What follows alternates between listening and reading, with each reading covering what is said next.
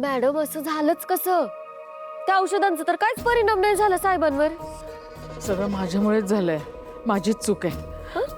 मी डॉक्टरला विश्वंभरला असं इंजेक्शन द्यायला सांगितलं होतं की ज्याच्यामुळे तासाभरात त्याची अवस्था भैसाटल्यासारखी झाली असती, त्याची शुद्ध हरपली असती.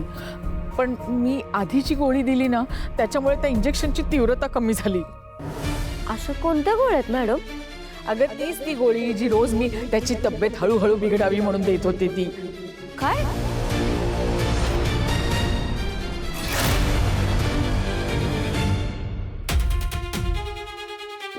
मॅडम काय काय बोललास तुम्ही? बर बर मॅडम, मी आता जातो काय? बस विश्वंभर साहेब बघतील का नाही लई मोठा राडा होईल. हा येतो मी.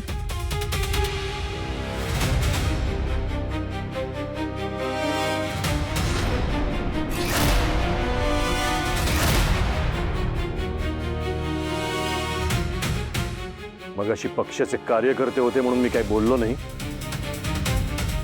माझी परवानगी नसताना घरामध्ये पाऊल ठेवायची हिंमत कशी झाली तुझी?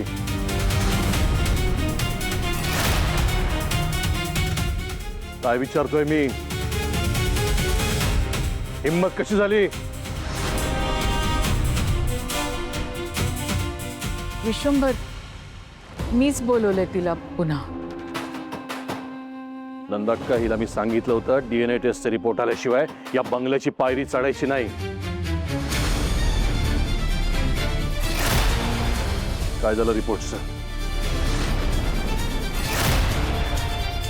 काय विचारतोय? काय झालं रिपोर्टचं? ते विश्वंभर, मी काय सांगते ते ऐक ना. पोलिसांनी हिच्या भावाला इंद्रनीलला अटक केली आहे. अच्छा, सानिकाच्या पोटात वाढणारं बाळ इंद्रनीलचंच होतं. आणि आधी हिने नकार दिला होता. का खोटं बोललीस माझ्याशी? बोल, का खोटं बोललीस माझ्याशी? विश्वंभर ऐक ना, सानिकाच्या पोटातलं बाळ इंद्रनीलचंच आहे म्हणून तर पोलिसांनी त्याला अटक करून जेलमध्ये टाकलंय. आणि या गोष्टीची ना हिला खूप लाज वाटते रे. आता तुम्हाला सांग, ह्याच्यात हिचा काय दोष आहे? तू हिला का शिक्षा देतोयस या सगळ्याची? मग कुणाचा दोष आहे? इंद्रनीलची बहीण आहे ही. त्या इंद्रनीलनी सानिकाला गर्भवती केलंय. हिने ही गोष्ट माझ्यापासून लपवून ठेवली आणि तू म्हणतेस हिचा दोष नाहीये? अरे नाहीये हिचा दोष. हिने तुझ्यापासून ती गोष्ट लपवली कारण तिला ती गोष्ट माहीतच नव्हती. होय साहेब. मला तर वाटतं ती सानिकाच तसली मुलगी आहे. तिनेच इंद्रनीलला जाळ्यात ओढलं असेल, कारण मुलीची संमती असल्याशिवाय सहसा अशा गोष्टी घडत नाहीत. मी काय म्हणते, ते सगळं जाऊ दे ना. स्वीटीला नोकरीची खूप गरज आहे रे. होय साहेब, खरीच. ठीक आहे नंदाक्का, तू म्हणतेस म्हणून हिला पुन्हा नोकरीवर रुजू व्हायची परवानगी देतोय मी. पण एक गोष्ट लक्षात ठेव, या विषयामुळे जर का मीडियामध्ये किंवा बाहेर माझी बदनामी झाली ना, तर त्याच क्षणी तुला नोकरीवरून काढून टाकेन.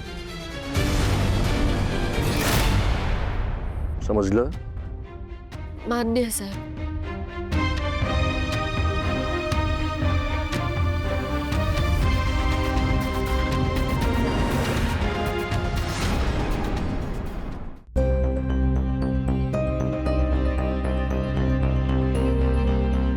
शोभे, काय पापड बिपड भाजलेत ना? होय की, भाजलेत पापड, भाजलेत. अख्खं जेवण बनवलं. अजून काय बनवायचंय का? बासुंदी बिसुंदी अजून काय बनवू तुम्हाला? अगं, घरच्यांसाठीच बनवलंयस ना जेवण, मग त्यात एवढी चिडचिड करण्यासारखी काय? काय हो, घरच्यांसाठी बनवलंय म्हणून काय हुकूम सोडत बसणार का तुम्ही? यांचा फोन आहे. हॅलो, काय आत्ता यायले? हो या की लवकर. आम्ही का नाही स्पेशल जेवण बनवलंय तुमच्यासाठी. नाही नाही, अजून नाही जेवलो. तुम्ही आल्यावर जेवू काय? हा या लवकर या. यायले ते. काय मग आलत?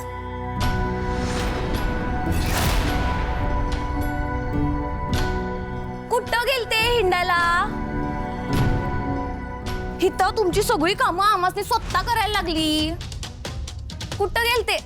शोभा ते मी बाहेर फिरायला नव्हते गेले. आमचं महत्वाचं काम होतं म्हणून गेलो होतो. होय का? घरातली कामं सोडून एवढं महत्वाचं काम होतं का ग? आणि काय ग, घरची सून आहेस ना तू? हा, मग सुनानं कसं वागावं हे मी शिकवू का तुला? नाही सासूबाई, आहो ते मग सांग की, कुठे गेला होता तुम्ही? एवढं महत्वाचं काय काम होतं? कारभारने असेल काहीतरी महत्वाचं काम त्यांचं. तुम्ही बोललास का मध्ये? हा, तुम्हाला सांगितलं होतं ना मध्ये बोलायचं नाही म्हणून. आणि काय गे नट्ट मोगरे, हा, माझ्या अटी मोडल्यासच ना? नाही नाही, मी नाही अटी मोडल्या तुमच्या. अगं घरातली समधी कामं तू एकटीनं करणार अशी शपथ घेतली होतीस तू. हो सासूबाई, आणि मी माझा शब्द पाळणारच आहे. आज खरंच महत्वाचं काम होतं म्हणून गेलो. सॉरी. होय आई, एका माणसाला भेटायचं होतं. माझ्या कामाचे नवीन कॉन्ट्रॅक्ट्स मिळणार होते मला, म्हणून त्याला भेटणं गरजेचं होतं म्हणून गेलतो बाहेर. हे बघ शुभू, तुझं महत्वाचं काम होतं ना, मग विषय संपला. हातपाय धुवून घ्या, जेवायला बसू आपण. हा, होय ना. चला चला हातपाय. असं कसा विषय संपला? आई, आई बघितलं, तुझ्या तोंडावर खोटं बोलून गेली. कळत कसं नाही आई तुला? तू चांगला खडसावून जा जा. आई, आज या श्रावणीमुळं आम्हाला स्वतःच्या हाताने स्वयंपाक बनवायला लागलाय. बघच आता या श्रावणीला अशी काय शिक्षा देतो का नाही आम्ही? आम्हाला परत काम लावायचा विचार पण डोक्यात येणार नाही.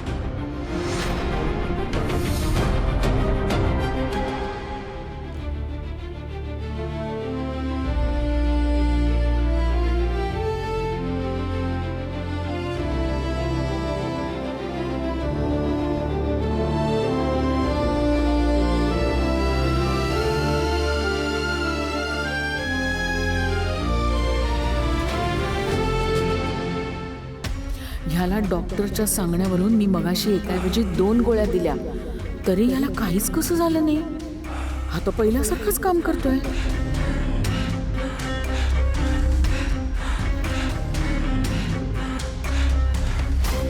त्या डॉक्टरनी मला फसवलं तर नाही ना?